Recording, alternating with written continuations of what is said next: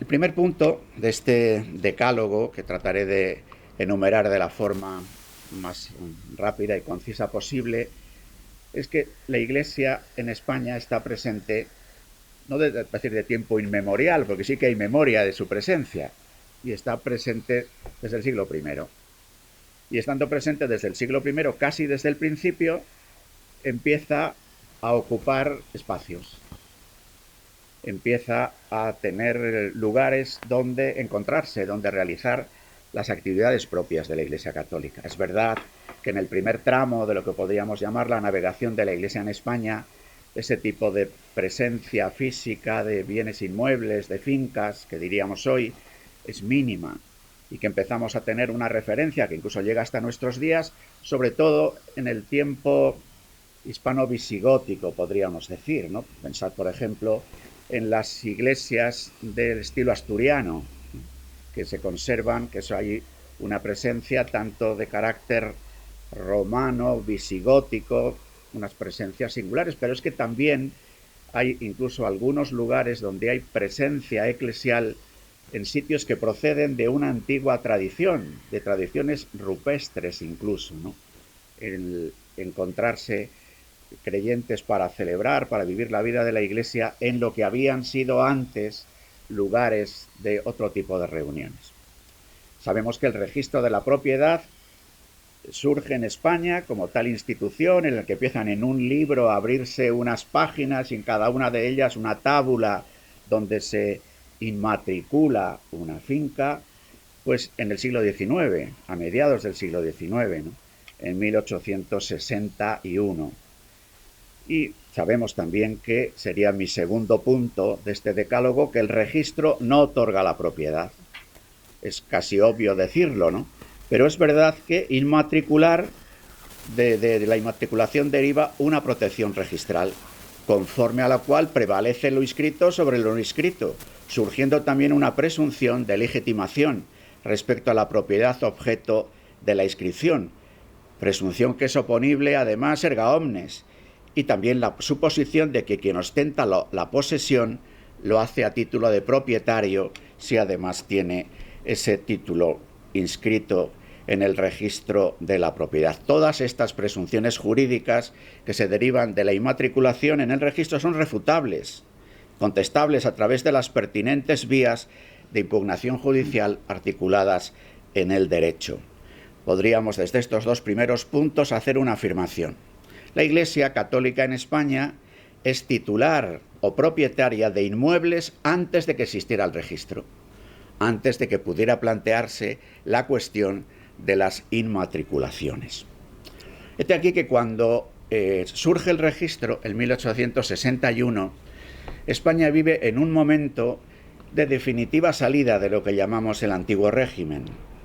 También desde el punto de vista económico, desde el punto de vista de la distribución de la propiedad, desde el punto de vista de la organización de la economía. Tratan de contribuir a esta salida con éxito, digamos, variable, las llamadas leyes desamortizadoras. Digo, al hablar del éxito variable, porque siempre se ha dicho, al hablar de la desamortización, que cuántos bienes se perdieron, incluso de valoración cultural, artística, valiosa, por el uso que algunos de los compradores de los bienes que se pusieron en los listados de las leyes desamortizadoras o que cumplían los criterios de las leyes desamortizadoras fueron utilizadas para cualquier cosa y se perdieron libros, bibliotecas, obras de arte y demás. Lo último que yo he leído echando en cara a las leyes desamortizadoras es de un grupo ecologista, diciendo que son las leyes desamortizadoras las que tienen la responsabilidad de la cantidad de árboles que se quemaron en España, que se hicieron leña, que se utilizaron directamente para hacer carbón vegetal, porque muchos de los que podían comprar las fincas, que tenían el dinero suficiente para poder salir a la subasta de las desamortizaciones, este aquí que lo primero que hicieron en cuanto fueron titulares y poseedores de grandes hectáreas de terreno que estaba lleno de árboles, pues resulta que lo primero que hicieron fue talar los árboles. Es decir que la intención de las leyes desamortizadoras, que no cabe duda que tenía que ver con una modernización de la vida, de la economía española, pero en la forma que se hicieron, lo que provocó en algunos casos fue acumulación de la propiedad, en otros casos fue la pérdida de muchos bienes valiosos, en otros casos, ahora con la sensibilidad ecológica que tenemos, supuso también la pérdida de grandes masas forestales. Con todo, el proceso desamortizador se lleva a cabo y justo cuando la última de las leyes desamortizadoras, la más importante seguramente, la más famosa es la de Mendizábal, pero la más importante es la de Madoz. Y la de Madoz es en el 55, en 1855, en 1861 aparece el registro de la propiedad y hay un deseo, claro, por parte del legislador, por parte de las autoridades gubernativas que ponen en marcha el registro, que el registro se use, que al registro entren los diversos bienes y fincas que hay en España, en todo el territorio. Y por eso se van a articular, luego me detendré más en ello, pues procedimientos para asegurar que los que eran grandes detentadores de bienes inmobiliarios, como eran corporaciones públicas, como eran ayuntamientos, como eran diversas instituciones del Estado de la época, y como era también la Iglesia Católica, a pesar de la desamortización, seguía siendo poseedora y titular de innumerables templos, ermitas y además de algún otro tipo de bienes. Y por eso se prevé un procedimiento para facilitar, luego me referiré a ellos, el que el registro de la propiedad fuera llenando libros, fueran abriéndose folios y en cada folio apareciera la historia de una finca. En la inmatriculación se da carta de naturaleza, la existencia jurídica de una finca, pero después va a aparecer su historial. Si pasa de una mano a otra, si se establece sobre ella algún tipo de derecho real, alguna otra carga o servidumbre, que sea importante que pueda ser conocido, sobre todo si alguien piensa hacer algún tipo de negocio jurídico con esa finca, y entonces es importante que pueda tener en este registro público, que es el registro de la propiedad, el seguimiento de la historia de la misma finca. Desde entonces hasta el año 2015, la Iglesia cree que ha realizado las inmatriculaciones siguiendo los procedimientos que se establecieron en el siglo XVI, que en las modificaciones de la ley y reglamento hipotecario de principios del siglo XIX, de principios del siglo XX, de 1944, con la ley hipotecaria de entonces y con la modificación que se hizo en 1998, que hasta aquí ha seguido los procedimientos establecidos y cuenta además con la garantía de los propios registradores. Los propios registradores han sido garantes a lo largo de este siglo y medio de que lo que se ha hecho era conforme a derecho. Por otra parte, siempre ha existido la posibilidad de acudir a los tribunales, como veremos también en algunos casos, para tratar de clarificar las situaciones cuando hubiera algún tipo de contencioso sobre la propiedad del bien que se quiere inmatricular o que se habría inmatriculado.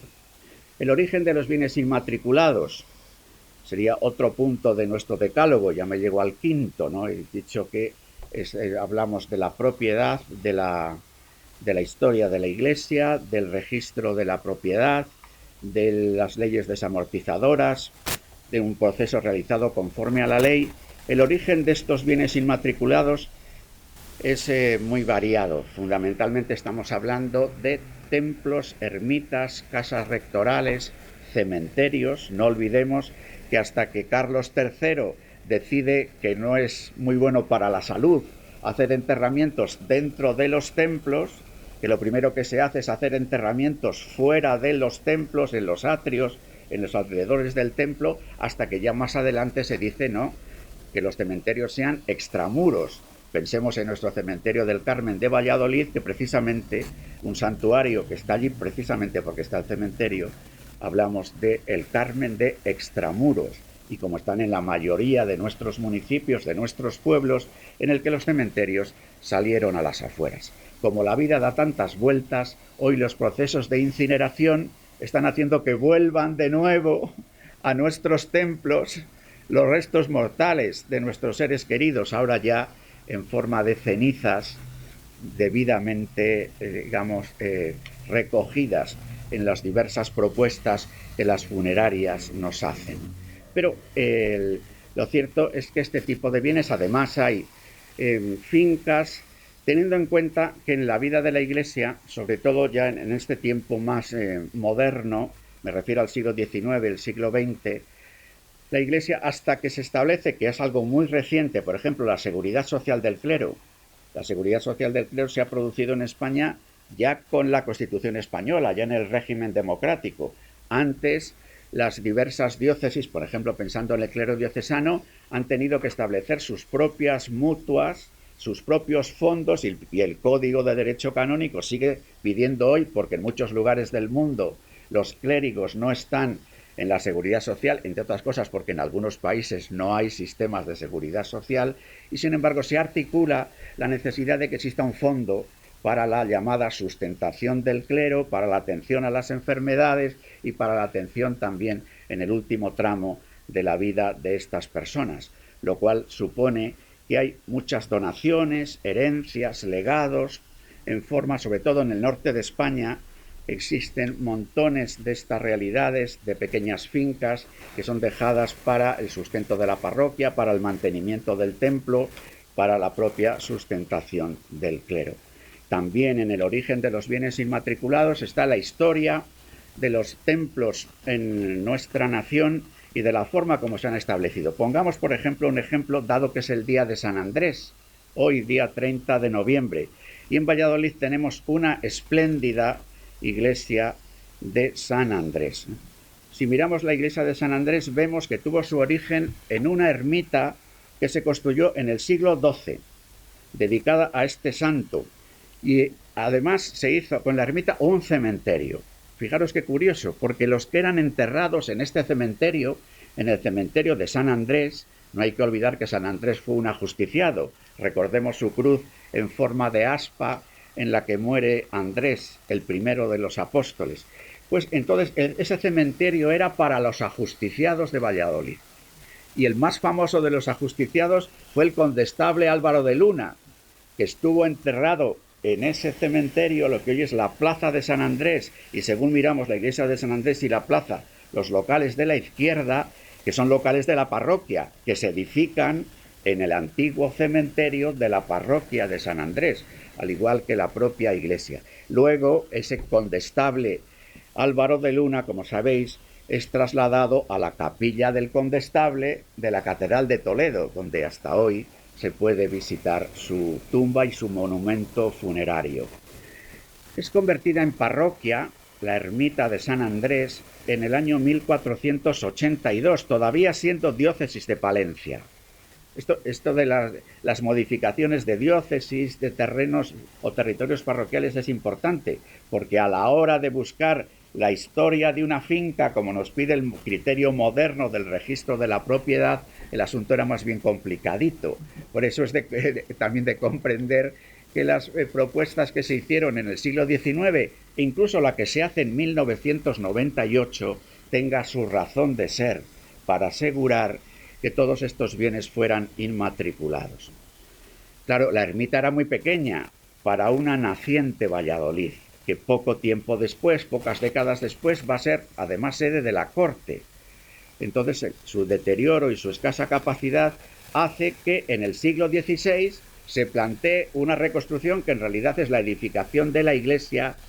tal como la hoy conocemos. No exactamente igual, porque esta iglesia sufrió después, en el siglo siguiente, otra remodelación, incluso en el siglo XX, pues ha sufrido también obras importantes. Incluso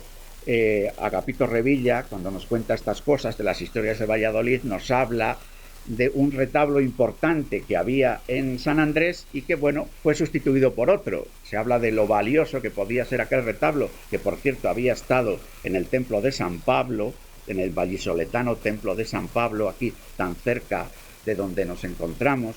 De que con esto, ¿qué es lo que quiero decir? Que las peripecias de los bienes son muy grandes. Es más, si recogemos, por ejemplo, cómo se financian estas obras, vemos que hay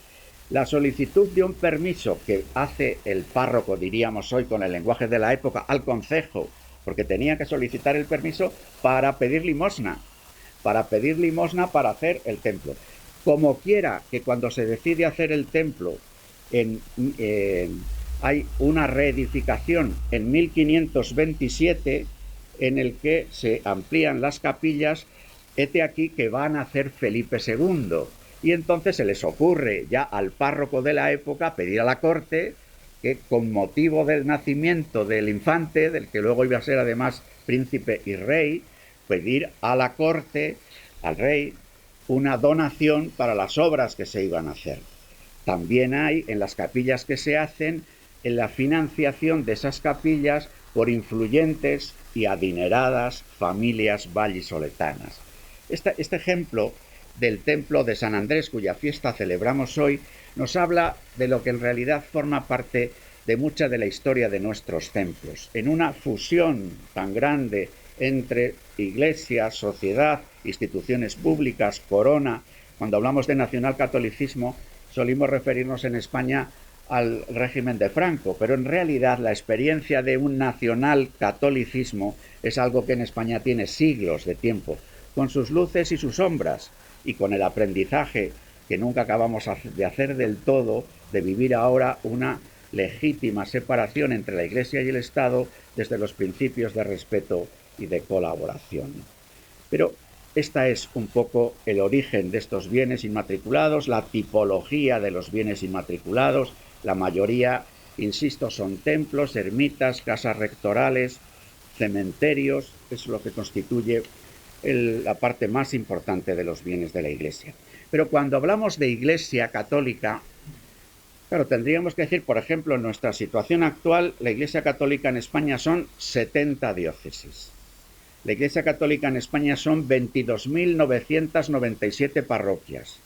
La Iglesia católica en España son 4.785 comunidades religiosas. La Iglesia católica en España son 783 monasterios. Monasterios fundamentalmente de monjas de clausura, aunque también hay algunos cuantos de monjes de clausura. Pensemos en Dueñas, donde están los trapenses, o en Silos, donde están los del Cister, ¿no? Pero, y hay 10.000 asociaciones de fieles, fundaciones, cofradías, que tienen personalidad jurídica propia, que tienen CIF, personalidad fiscal propia, y que en los procesos de inmatriculación que hemos vivido en los últimos años han tomado la decisión de inmatricular sus bienes. No quiere decir que todas las asociaciones tengan locales, pero pensemos en las cofradías vallisoletanas y sabemos que varias de las cofradías vallisoletanas tienen bienes propios. Pensemos en las congregaciones religiosas y sabemos que las congregaciones religiosas, muchas de ellas, todas, tienen algunos conventos propios. Y es más, después del Concilio Vaticano II, muchas de esas comunidades no solamente tienen conventos, sino que también tienen pisos, digámoslo así, a la hora de lo que ha supuesto la llamada inserción en los barrios. Pensemos, por ejemplo, que la Iglesia Católica tiene 6.000 cáritas parroquiales. 6.000 cáritas parroquiales que tienen cada una de ellas algún local para prestar sus servicios. Evidentemente, cuando sobre todo en las últimas décadas se nos ha animado por parte de la propia política legislativa, los propios necesidades e intereses de lo que supone estar presentes en la Unión Europea y al mismo tiempo el propio impulso de las autoridades de la Iglesia a inmatricular, no es extraño que 40.000 entidades hayan en los últimos años pues inmatriculado bastantes bienes, que como veremos por los datos que doy a continuación, estamos esperando que el Gobierno, a petición del Congreso de los Diputados, haga pública la lista de los bienes inmatriculados por el procedimiento extraordinario que se establece desde 1998 y que acaba en el año 2015. Es extraordinario respecto de los templos porque sigue siendo el mismo procedimiento que estaba establecido desde el siglo XIX, es decir, la posibilidad de inmatricular con una certificación que hace la propia Iglesia, un notario eclesial o eclesiástico, un secretario canciller, el vicario general. Es verdad que desde 1998, con otro documento muy importante, que es la certificación catastral. Porque no olvidemos que el catastro, que ha tenido también sus vicisitudes, en realidad el catastro de Urbana es una institución bastante reciente entre nosotros. Se establece ya en la segunda mitad del siglo XX y adquiere además carta de naturaleza con toda su importancia cuando en nuestro sistema autonómico actual y de descentralización administrativa, la contribución urbana pasa a ser una competencia de los propios municipios y cuando además también surge especialmente en la segunda mitad del siglo XX todo el planeamiento urbanístico, con lo cual adquiere una importancia grande el definir las fincas, el saber dónde están, qué forma tienen, de quién son. Por eso el impulso inmatriculador, pero no ha afectado solo a la Iglesia, ha afectado a muchas familias que se han encontrado a la hora de hacer una herencia, por ejemplo, que han recibido un bien y han ido a inscribir y resulta que no estaba inscrito o que se había interrumpido el tracto, que se dice en la jerga propia de los registros a la hora de la historia de esa propia finca. Un medio de comunicación social, imagino que es bien informado a la hora de la filtración de las cosas que pasan en los entornos gubernativos, publicaba hace unos días que los datos de los bienes inmatriculados entre 1998 y 2015 han sido 34.984 bienes, 34.984 fincas, de las que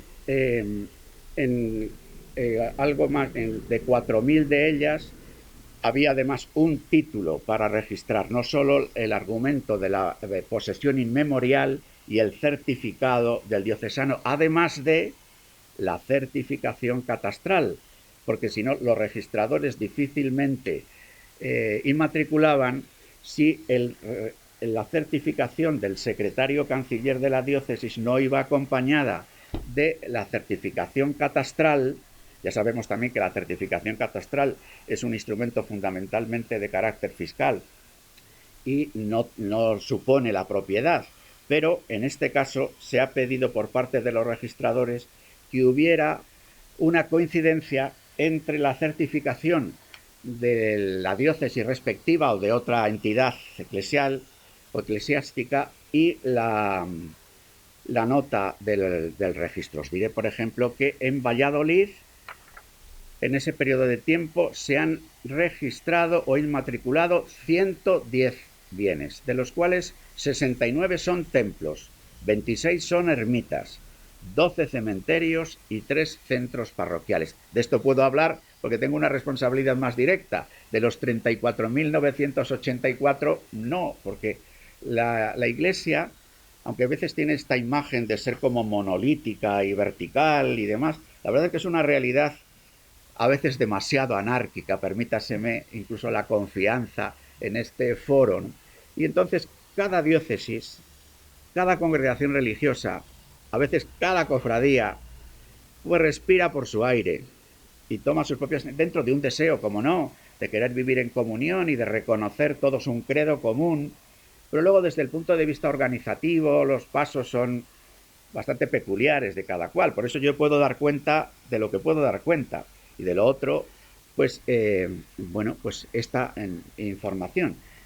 Si decimos que en España hay 23.000 parroquias, redondeando la cifra, y que en la mayoría de las parroquias, además de templo, hay templo y ermita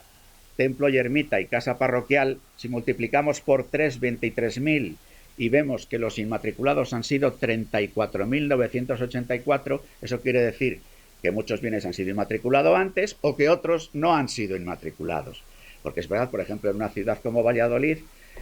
en los años 60, 70, 80 se han construido muchos templos nuevos y esos templos nuevos ya han seguido la historia de la finca donde se ha construido el templo y con la declaración de obra nueva se ha llevado al registro de la propiedad sobre la finca previa sobre la que se ha construido el templo y por eso hay muchos bienes que la Iglesia tiene registrados, por ejemplo también en nuestra diócesis, aunque ya desde el siglo XIX los templos estaban excluidos de la inmatriculación, por analogía a los bienes de dominio público, por decir que están fuera del comercio jurídico, la verdad es que los registradores sobre todo a partir de la Constitución española, han aceptado registrar los templos, por una de las cuestiones jurídicas que a las luego me voy a referir que se han planteado, porque, y están incluso en una resolución de la entonces llamada Dirección General de Registros y del Notariado, pues que se podía decir que era anticonstitucional el que se excluyese a la Iglesia Católica de la posibilidad de inmatricular todos los templos, ¿no? Y de hecho, en la exposición de motivos que se da a la norma que surge en 1998, se hace referencia a que sería inconstitucional decir que estos templos no se puedan inmatricular cuando otros templos de la Iglesia Católica ya están inmatriculados por la declaración de obra nueva y cuando templos de otras denominaciones o confesiones religiosas se puedan inmatricular.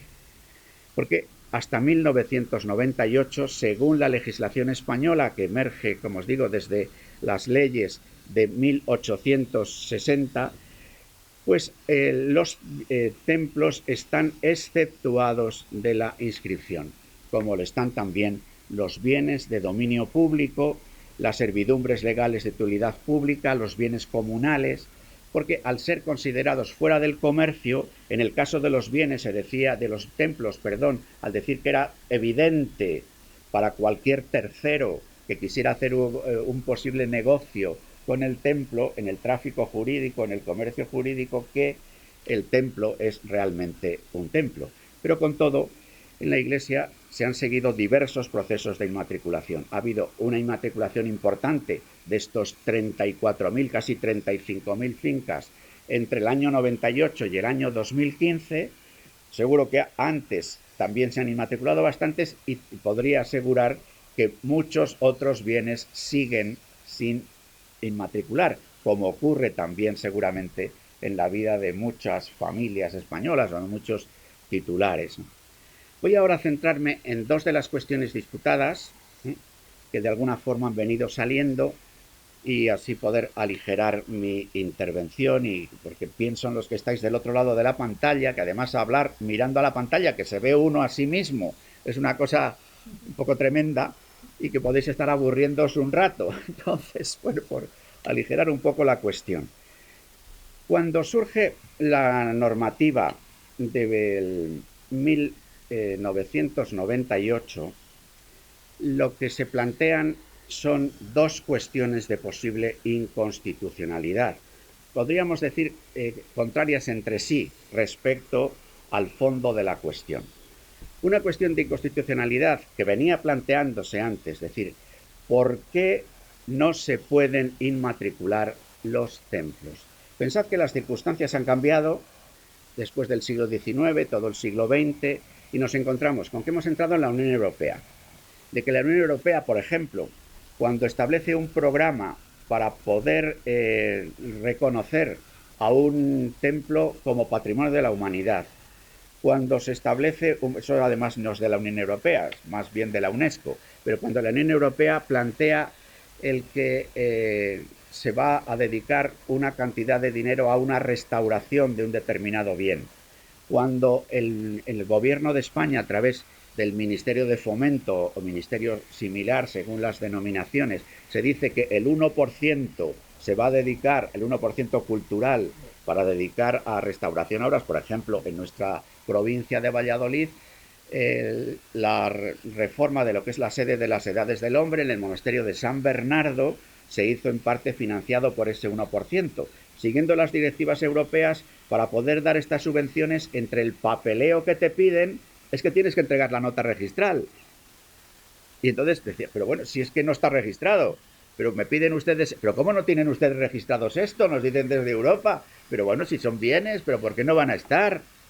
Y entonces ahí se plantea esta cuestión. Es decir, que la cuestión de política legislativa que estaba en el siglo XIX,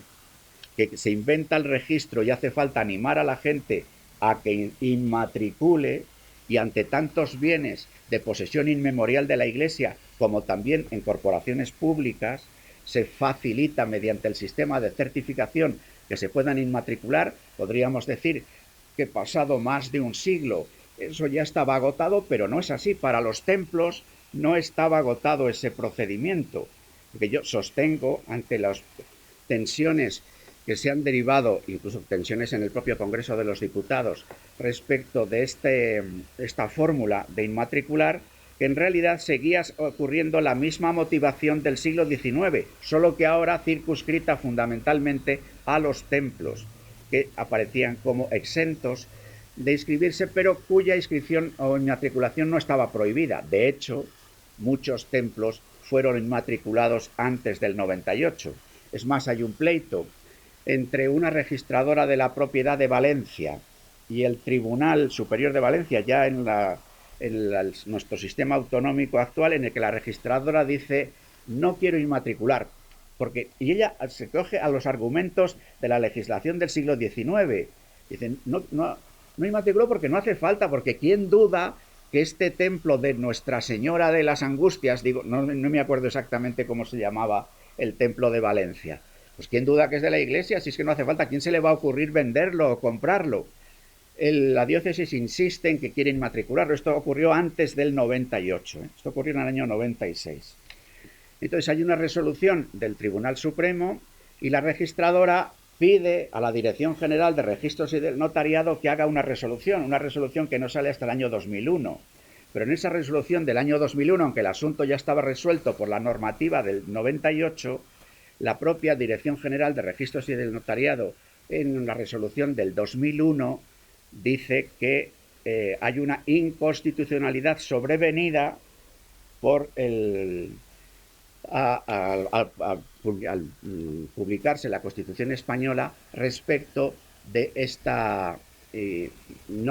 la prohibición, que insisto no era tal prohibición sino la excepción a los templos de inscribirse. Luego, la novedad que produce la normativa del 98 es que, siguiendo el mismo procedimiento establecido ya desde el siglo XIX, poder inmatricular con certificado del diocesano, dice el diocesano es el secretario canciller, pues puedan inmatricularse los templos. Dice ya la propia exposición de motivos de la ley que el procedimiento tiene que tener un carácter temporal, puesto que ya las consecuencias de la desamortización, pues ya es hora de pasar página de toda esta cuestión, pero sí que conviene que los bienes que existen en España, que en la medida de lo posible pasen al registro de la propiedad. Con todo, se incorpora un plazo de 2 años, hasta que no pasado en esos 2 años no tiene vigor la inmatriculación, para que en esos 2 años existiera la posibilidad de que un tercero con mejor derecho para inmatricular pudiera hacerlo. Como quiera que además para poder inmatricular había que llevar el certificado del catastro, la certificación catastral, para que tanto en la certificación catastral como en el certificado del secretario canciller de la diócesis hubiera esta confluencia de criterios. Yo os diré que por la experiencia en nuestra diócesis nos encontrábamos con que a veces la certificación catastral ponía un bien que nosotros considerábamos que era nuestro y estaba puesto a nombre del ayuntamiento. Esto pasa más con ermitas que con templos, porque en los pueblos, yo soy de un pueblo de Tierra de Campos, hay una mentalidad general. El templo es del obispo, pero la ermita es nuestra. Como que es del pueblo la ermita. Y el templo, bueno, pues sí, el del obispo, aunque no se les va a poner, no va a ponerse ruedas y se le va a llevar del templo, pero entonces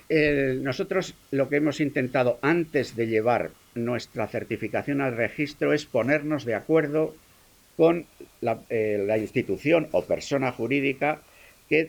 cuyo nombre apareciera en la certificación catastral. Es decir, que nos hemos puesto de acuerdo siempre, menos en un caso antes de hacer la inmatriculación, que nos pusimos de acuerdo después,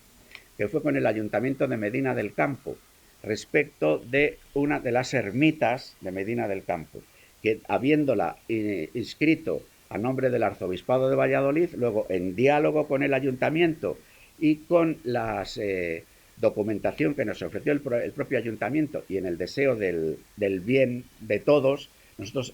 reconocimos el mejor derecho del Ayuntamiento y se cambió la inmatriculación, que aparecía a nombre del Arzobispado de Valladolid, y ahora esas 2 ermitas están a nombre del Ayuntamiento de Medina del Campo. No ha habido en este tiempo de 2 años después de realizar las inmatriculaciones, ningún otro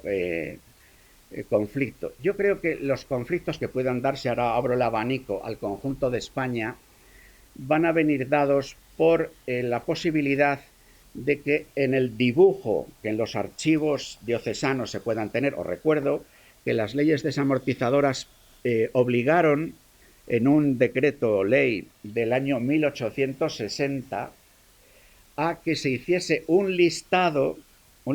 por triplicado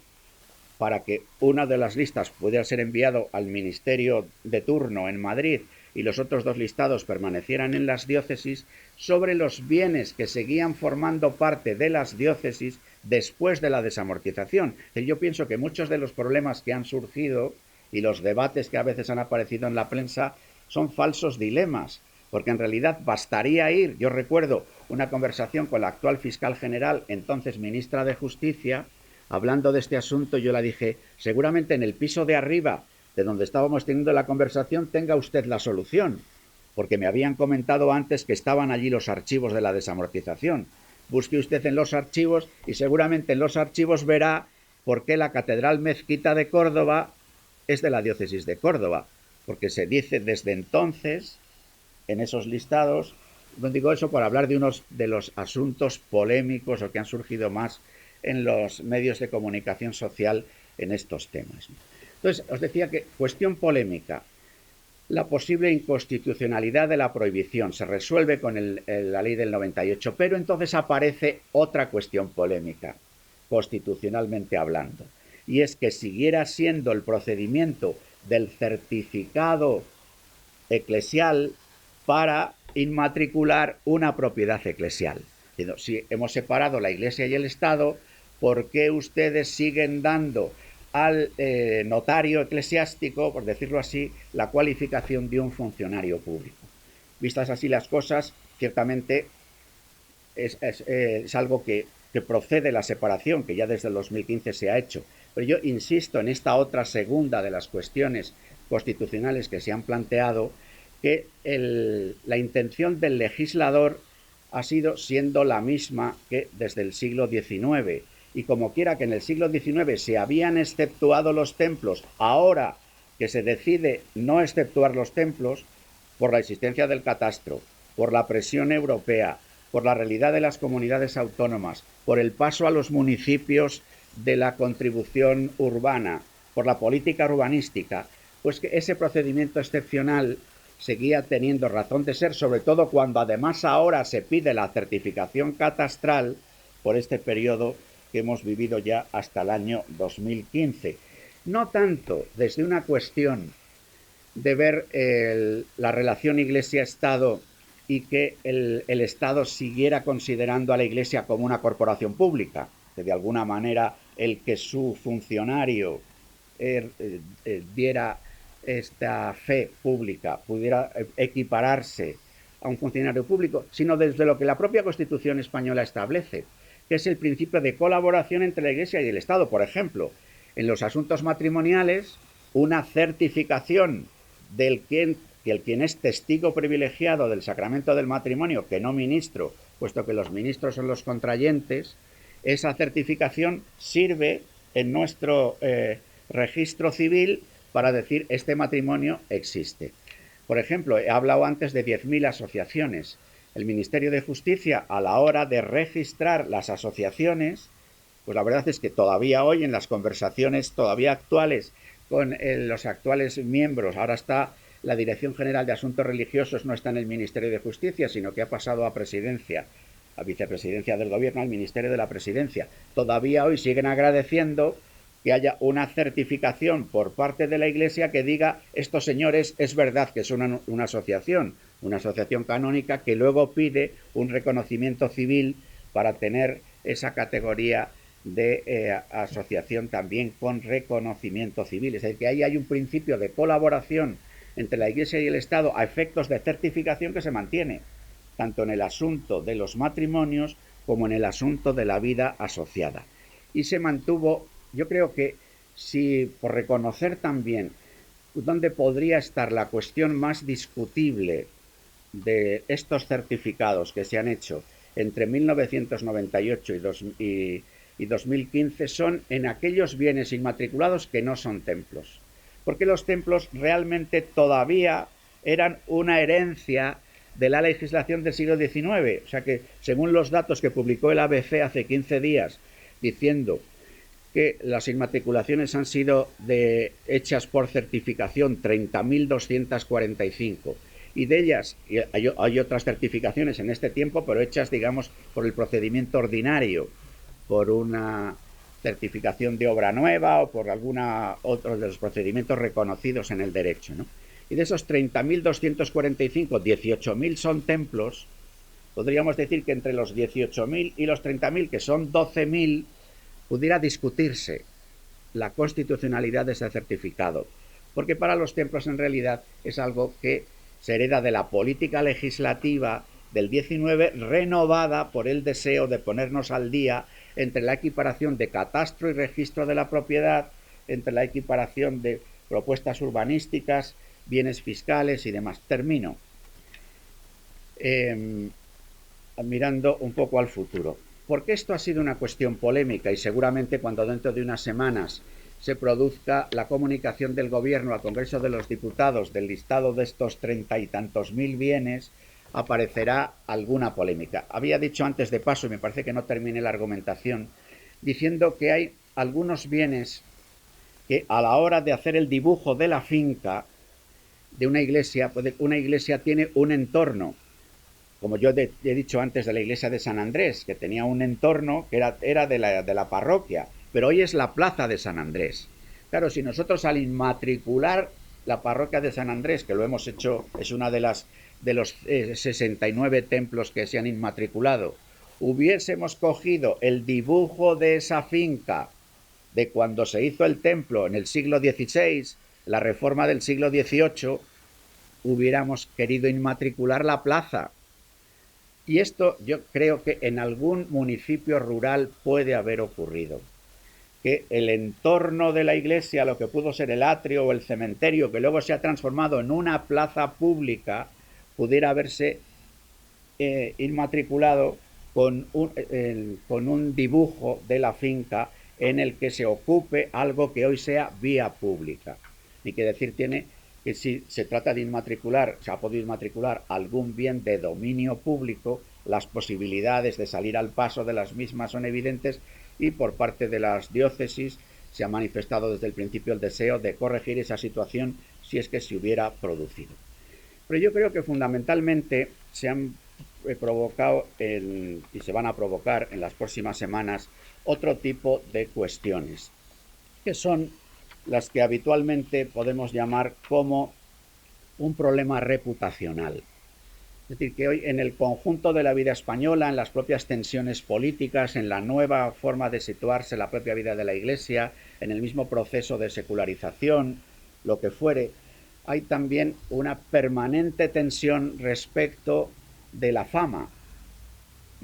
Claro, nosotros hemos tenido que leer en bastantes titulares de prensa, sobre todo de hace 3-4 años, diciendo la Iglesia se ha hecho con la Catedral de Valladolid por 35 euros, porque 35 euros es lo que valió la tasa del registro de la propiedad. No digo nada lo que han escuchado en Córdoba, en Zaragoza con la SEO de Urgel y en Gerona con la Catedral de Gerona, que son, digamos, iba a decir que los 3 bienes bandera de la tensión. En Zaragoza, porque le dicen al obispo de Zaragoza, si usted ya tiene el Pilar, déjenos la SEO. Ahí, fijaros que en el caso del Pilar de Zaragoza, toda la plaza, la espectacular plaza, está registrada en nombre de la Iglesia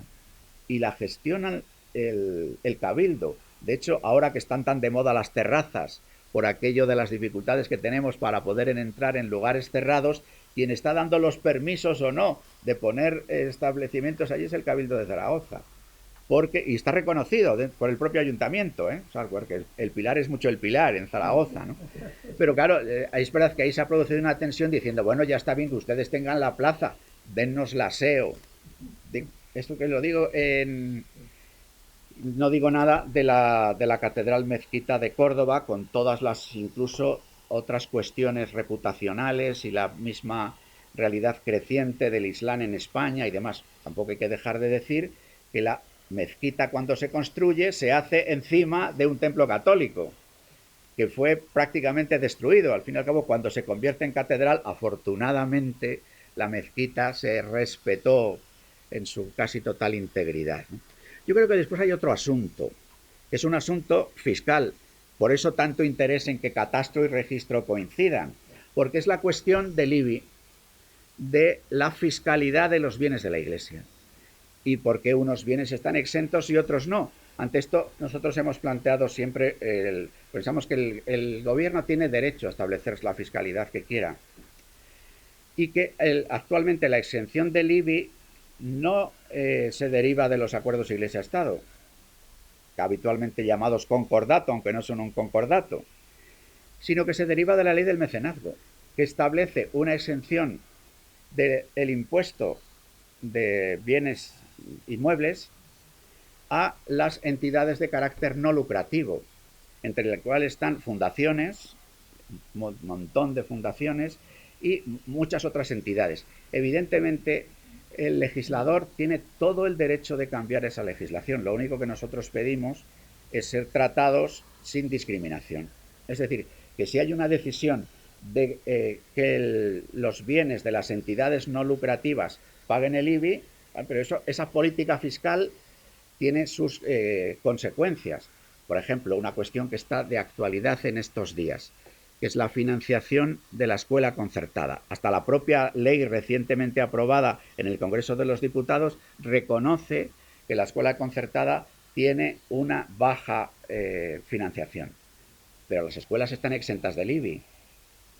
Es decir, que decimos que paguen el IBI, pero entonces eso habrá que tenerlo en cuenta a la hora de la valoración de la... porque si las escuelas, muchas de ellas pueden estar, es porque los edificios están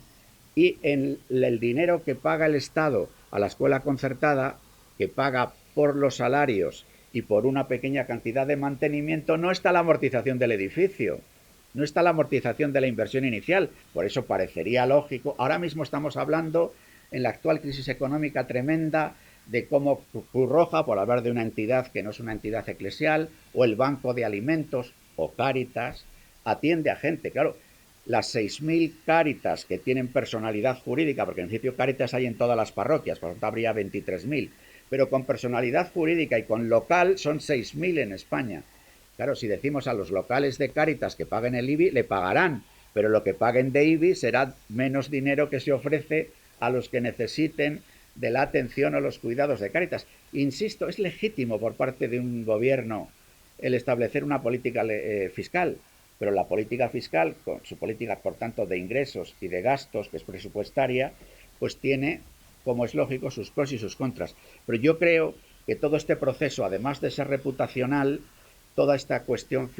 tiene también que ver con la futura fiscalidad de estos bienes. Y quiero terminar recordando lo que sí se dice en los acuerdos Iglesia-Estado de enero de 1979, es decir, después de aprobada la Constitución española. La Iglesia reitera su voluntad de continuar poniendo al servicio de la sociedad su patrimonio histórico, artístico y documental, y concertará con el Estado las bases para hacer efectivos el interés común y la colaboración de ambas partes, con el fin de preservar, dar a conocer y catalogar este patrimonio cultural en posesión de la Iglesia, de facilitar su contemplación y estudio, de lograr su mejor conservación e impedir cualquier clase de pérdidas en el marco del artículo 46 de la Constitución.